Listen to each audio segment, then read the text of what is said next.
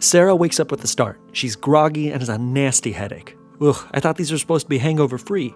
I knew I shouldn't have had that last one. She grabs her tablet and checks her replies. She was up late hanging out with a bunch of patrons last night in VR.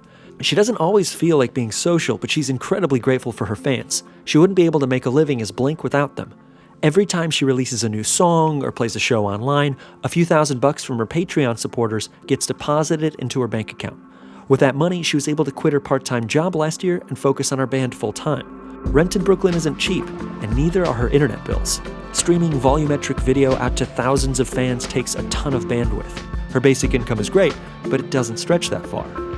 These hangouts are a way of paying back her biggest fans, but they also give her a chance to workshop new songs without leaving her place. She feels really good about this new one. It came together quickly and without a lot of effort. That's always a good sign. Okay, time to get to work. She stumbles out of bed and throws on a t-shirt. She puts on her haptic gloves and Warby Parker mixed reality glasses.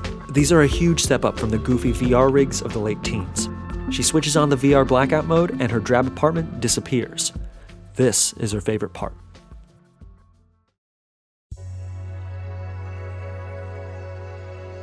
She opens her eyes and looks around her VR studio. She was feeling kind of a tropical vibe this month.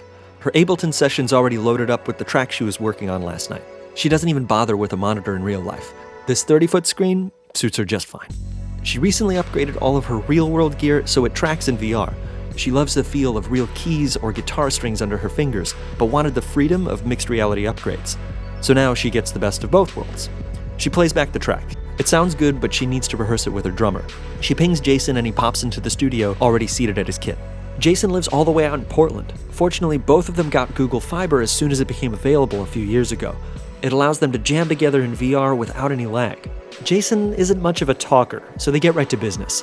As the tiny volumetric cameras in each corner of her room replicate her movements in VR, she counts off the intro on her MPC and they run the song. She walks over to her endless modular synth. Her one real-world synth expands out to a bunch of virtual ones. Her haptic gloves deliver convincing tingles to her fingers as she tweaks and rewires the synth until she gets the exact sound she hears in her head. She's obsessed with this thing. She also hacked her push controller so that little bursts of flame erupt whenever she triggers certain samples. Her fans love it, and it's awesome for VR gigs. One of Sarah's favorite things about VR is that she can create instruments that couldn't exist in real life. She turns around to face her latest project, this funky-looking cube that sort of plays like a theremin. Actual theremins are notoriously hard to play since you don't get any touch feedback from the instrument and you can't see what you're doing. But with the cube, she can see and feel the notes she's playing. And the sounds she can make with this thing are like nothing else out there. So much fun. They practice the song more than a dozen times until it sounds just right. Sarah has a really specific vision when it comes to Blink's music and visuals. She's hands-on with every aspect of her live shows, creating the music, the costumes, her avatar, and even the pyro and special effects. She looks at her watch and sees that it's almost time for doors. She queues up all the assets and loads the full VR set that she built for this show. Nice. Like a lot of artists these days, Blink makes all of her music and visuals available to share and remix via Creative Commons. She even released her avatar, which has been remixed by her fans hundreds of times. She loves showing off their work, and she picks one of her favorites for tonight's gig. Jason opts for something a bit more simple. What, the stupid cowboy hat again? Yep. I'm over here in a flaming jumpsuit, and you're gonna wear a cowboy hat? That's right. Ugh. Whatever. Fine, let's do this. She opens the doors and minimizes her VR screen. Some of Blink's most loyal fans have already turned up. Oh, hey, Electric Dave's here. That guy is awesome.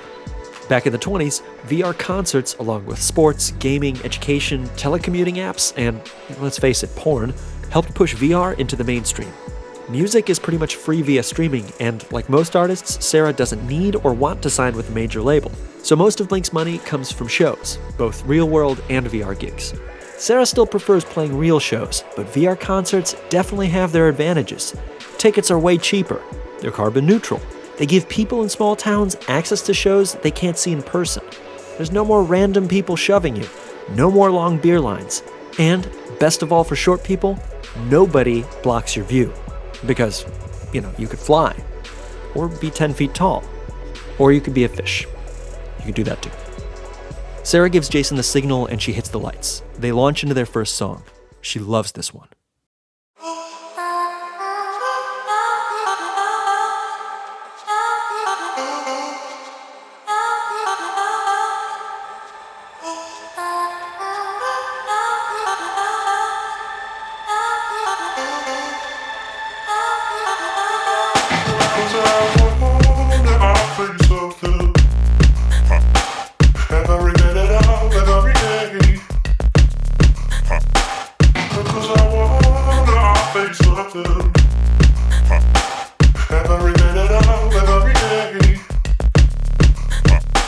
Close your eyes.